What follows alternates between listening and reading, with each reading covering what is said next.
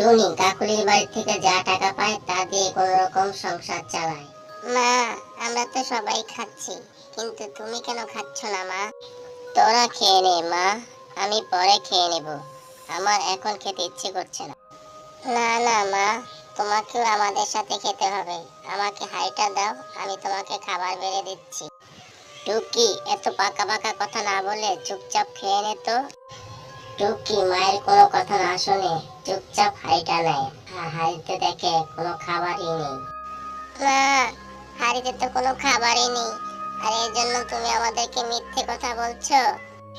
শোনো মা, এখন থেকে আমাদের 5 বোনের খাবার আমরা সবাই মিলে ভাগ করে খাবো, আর কাল থেকে তুমি আর কাজে যাবে না।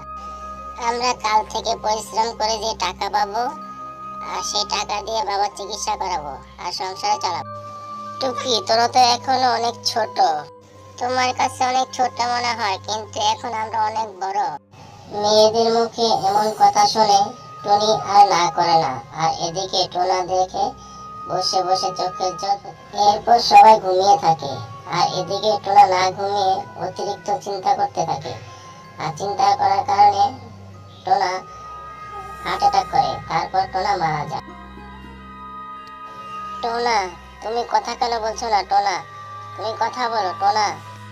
মা, বাবা তো কথা বলছে না, নিঃশ্বাসও নিচ্ছে না, তার মানে বাবা নেই মা, বাবা নেই। বাবা নেই। টোনা, তুমি আমাকে ফাঁকি দিয়ে কেন চলে গেলে? টোনা, বলো তুমি আমাকে কেন ফাঁকি দিয়ে চলে গেলে? সবাই টোনার জন্য কান্না করতে থাকে। জঙ্গলের সব পাখিরা এসে টোনার শ্রদ্ধা করায়। দেখতে দেখতে চলে যায় কিছুদিন। এরই মধ্যে টোনার শোক কাটিয়ে সবাই স্বাভাবিক জীবনে। মা, আমাদের না একটা জমি আছে, আমরা 5 বোন মিলে সেই জমিতে টমেটো চাষ করব। ঠিক আছে রে মা, তবে তোরা তাই কর। আমার আজকাল শরীরটা ভালো যাচ্ছে না, আমি তো তোদেরকে সাহায্য করতে পারবো না। আচ্ছা ঠিক আছে মা, আমাদেরকে শুধু তুমি দোয়া করো।